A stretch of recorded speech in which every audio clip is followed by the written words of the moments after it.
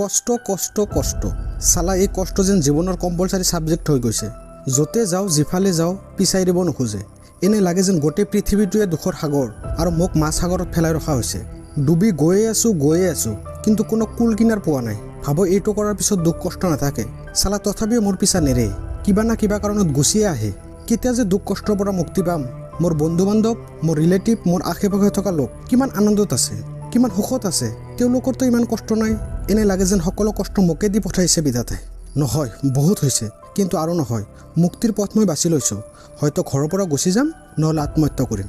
মুক্তি পাম এই স্বাৰ্থপৰ দুনিয়াৰ পৰা, শেষ কৰি দিম নিজৰ জীৱনক। আব্বে তইতো এটা গাধ, তই জীৱনৰ অৰ্থ বুজি পা, জানা জীৱন কি? তই কি ভাবা কষ্ট তোৰ জীৱনত অকলে আছে আৰু 700 কোটি মানুহ বহুত সুখত আছে? তই কোৱা না কষ্ট তোৰ কম্পালচাৰী ছাবজেক্ট। ঠিক আছে, মই মানি লৈছোঁ, কিন্তু তই এইটো মনত ৰাখ, আনন্দ আৰু সুখ তোৰ মেইন ছাবজেক্ট। কেৱল তই পঢ়িব নোৱাৰা কাৰণে তোৰ কঠিন লাগে। সকলো সময়তে কৈ থাকা তোৰ বহুত দুখ, বহুত কষ্ট। তোৰ কি সমস্যা? দেউতাই বাইক কিনি দিয়া নাই সেইকাৰণে? গাৰ্লফ্ৰেণ্ডে ব্ৰেকআপ দিছে সেইকাৰণে? নাকি পৰীক্ষাত ভাল মাৰ্ক পোৱা নাই সেইকাৰণে? না পাৰ্ট টাইম জবৰ পৰা ভাল ইনকাম হোৱা নাই? নাকি তোৰ প্ৰিয় মানুহটো ভাল পোৱাত গুৰুত্ব দিয়া নাই? না DSLR কিনিব পৰা নাই কাৰণে? চা, এইবিলাক কোনো কষ্টৰ ভিতৰত নপৰে। মইতো কম তই সকলোতে সুখত আছা। আচলতে সমস্যা এই পৃথিৱী বা সমাজৰ নহয়, সমস্যা তোৰ নিজৰ। অলপ চকু মেলি চা, কিমান লোকে তোতকৈ কিমান কষ্ট, কিমান যন্ত্ৰণাত জীৱনৰ লগত যুদ্ধ কৰি বাচি আছে। আৰে তোৰতো ফুটপাথত শুব লগা নহয়, ডাষ্টবিনৰ পৰা খাব লগা নহয়, বা ৰাতিপুৱাৰ পৰা ৰাতিলৈ কুকুৰৰ দৰে কাম কৰিব লগা নহয়। তেতিয়াহ'লে তই কেনেকৈ ক'ব পাৰিছা তয়ে বেছি কষ্টত আছা? চা, চবৰ জীৱনতে কষ্ট থাকে, চবৰ জীৱনতে দুখ থাকে। সেইবুলি জীৱন যুদ্ধত হাৰি গ'লে নহ'ব।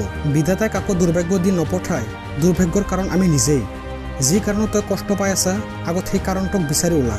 তাৰপিছত প্লেন তৈয়াৰ কৰ যে কেনেকৈ ৰিয়েক্ট কৰিলে সেই কষ্টৰ পৰা মুক্তি পোৱা যাব। আৰু সৰু সুৰা কাৰণবোৰক ইমান ডাঙৰ কৰি নাচাবি। সেই সুন্দৰ জীৱনটোক অলপ উপভোগ কৰা শিক। আৰু তই ক'লি নহয় যে তই আত্মহত্যা কৰিবি, মইতো বিচাৰিয়ে নাপালোঁ যে তই কি কাৰণত আত্মহত্যা কৰিবি। চা ভাই, যাৰ মাথা বেয়া, যিসকলে পাগল, যিসকলে ভয় পায়, সিহঁতেহে এই ধৰণৰ কথা কয়। তই নিশ্চয় পাগল বা ভয়াতুৰ নহয়। তেতিয়াহ'লে কিয় ভাই? নিজৰ লক্ষ্য ঠিক কৰ আৰু নামি পৰ জীৱন যুদ্ধত। মই মানি ল'লোঁ তোৰ জীৱনত কষ্ট বেছি, সুখ কম, কিন্তু কি জানা, আনন্দ কৰিবলৈ কোনো কাৰণ নালাগে। তোৰ ওচৰত আজি যিটো বৰ্তমান, সেইটো লৈয়ে জীয়াই থকা আৰম্ভ কৰ। যি হৈছে সেইটো পাহৰি যা, যি হ'ব দেখা যাব।